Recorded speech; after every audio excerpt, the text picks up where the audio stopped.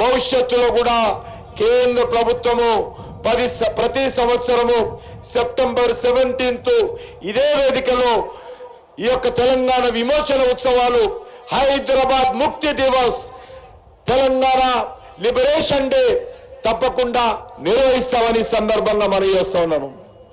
ఎందుకంటే నిజాం వ్యతిరేకంగా ఇక్కడ సాగించినటువంటి పోరాటం దేశ చరిత్రలోనే కాదు ప్రపంచ చరిత్రలో కూడా అపురూపమైనటువంటి ఘట్టం.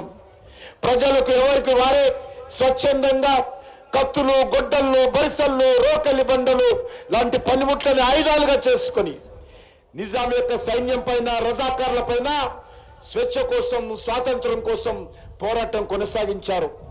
మనకందరికీ తెలుసు, స్వాతంత్రానికి ముందు భారతదేశంలోని ఇతర ప్రాంతాలు బ్రిటిష్ వాళ్ళ పాలనలో అణిగిపోతే, మగ్గిపోతే హైదరాబాద్ సంస్థానంలో ఉన్నటువంటి నేటి తెలంగాణ జిల్లాలో నిజాం యొక్క నియంతృత్వం, రజాకార్ల అకృత్యాల మధ్యన నలిగిపోయింది.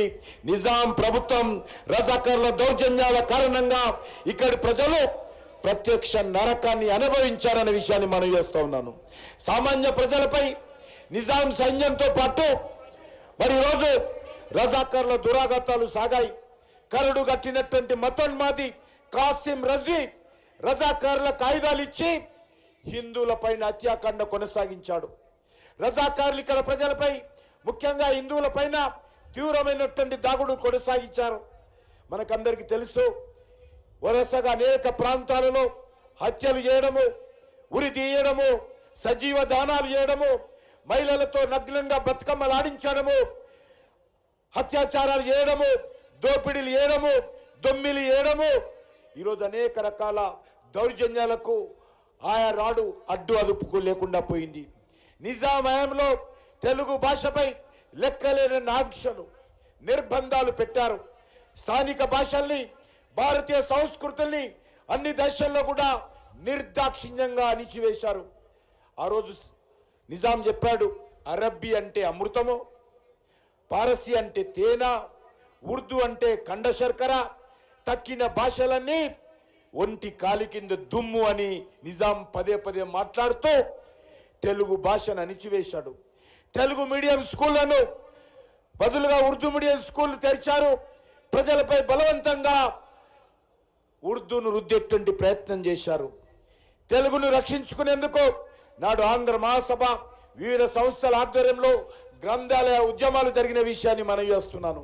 మాడపట్టి హనుమంతరావు వంటి వారు ఎందరో తెలుగు భాష పరిరక్షణకు తెలుగు మీడియం స్కూళ్ళు స్థాపించి ఆ రోజు తెలుగును రక్షించారు, బతికించారు. నిజాం రాజ్యంలో బలవంతంగా హిందువులను ముస్లిం మతంలోకి మత మార్పిడి చేసేవారు. మతం మారేందుకు నిరాకరించినటువంటి వారి పట్ల ఆనాటి నిజాం ప్రైవేట్ ఆర్మీ రజాకారులు అరాచకంగా ప్రవర్తించేవాళ్ళు.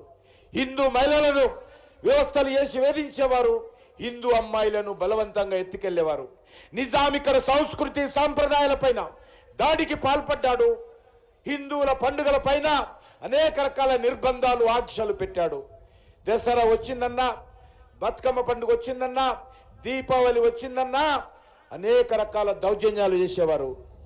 ఆ రోజు మనకందరికీ తెలుసు, భారతదేశం యొక్క ప్రథమ సంగ్రామం నాటి నుంచే ఇక్కడ కూడా నిజాంకు వ్యతిరేకంగా ఇక్కడి ప్రజలు పోరాటాలు, ఉద్యమాలు ప్రారంభించారు.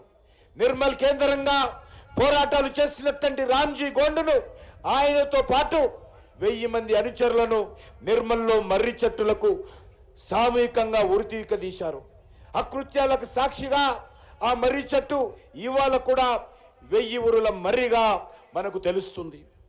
1940కు ముందే దేశంలో జరిగినట్టు వందే మాతరం ఉద్యమం కూడా ఇక్కడ కూడా ప్రారంభమైంది.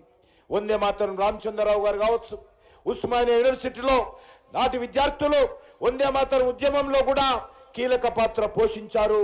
అనేక రకాల ఇబ్బందులకు గురయ్యారు. మా భూమిపై మాదే అధికారం అంటూ ఆదిలాబాద్ అడవి బిడ్డ గోండు వీరుడు కొమలం భీం నిజాంకు వ్యతిరేకంగా పోరాటం కొనసాగించాడు. గొరిల్లా పోరాటంలో నిజాం సైన్యాన్ని ముప్పుతిప్పలు పెట్టి చివరకు జోడేఘాట్లో కొమరం భీం వీరమందం పొందాడు.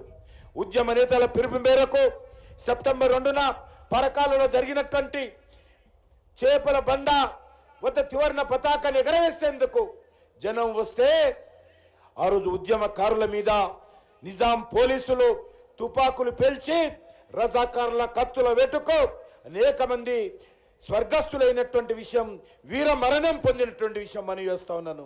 రజాకారుల కత్తుల వేటు, పోలీస్ తుపాకుల తుటాలకు ఉద్యమకారులు చిందించినటువంటి రక్తం పరకాల మొత్తము రక్తసిక్తమైంది. పరకాల ఘటన మరొక జలియన్ వాలాబాగ్గా మారిపోయింది. గుండ్రాయిపల్లిలో కావచ్చు, లేక అనేక రకాలుగా మరి వరంగల్ జిల్లాలో కానీ, నల్గొండ జిల్లాలో కానీ, ఖమ్మం జిల్లాలో కానీ, ఈరోజు కరీంనగర్ జిల్లాలో కానీ అనేక రకాల దౌర్జన్యాలు నేటి రంగారెడ్డి జిల్లాతో సహా మరి ఈ యొక్క రజాకారులు నిజాం యొక్క సైన్యము దౌర్జన్యాలు దోపిడీలు చేసిన విషయాన్ని మనం చేస్తా ఉన్నాను. అంతేకాకుండా ఈరోజు మనం చేస్తా ఉన్నాను, వందలాది మంది తెలంగాణ విమోచన యోధులను నిజామాబాద్ జిల్లా జైల్లో బంధించి జైలు లోపలున్న వారిపైకి రజాకారులను పంపి దౌర్జన్యాలు చేశారు. ఆ కిలా జైలు వందలాది యోధుల మరణానికి మూగ సాక్షిగా నిలిచింది. ఇది రాజకీయ ఖైదీలకు బొందలగడ్డ అని ఆ రోజు నిజాం ప్రకటించాడు. ఈ అణిచివేతలు నిరసిస్తూ దాశరథి కృష్ణాచార్యులు ఓ నిజాం పిశాచమని గర్జించాడు. ఆయన నిజామాబాద్ జైలులో ఉన్నప్పుడే నా తెలంగాణ కోటి రతనాల వీణ అనే గేయాన్ని ఆ యొక్క నిజామాబాద్ జిల్లా కిల్లా గోడలపై రాశాడు.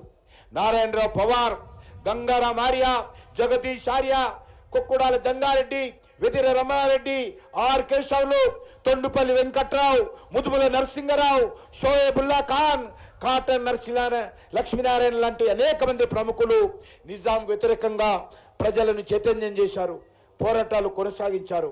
మనకందరికి తెలుసు, నారాయణరావు పవార్ హైదరాబాద్లో నిజాం పైన బాంబులు విసిరిన విషయం, సంచలనం సృష్టించిన విషయం కూడా మనకందరికీ తెలుసు.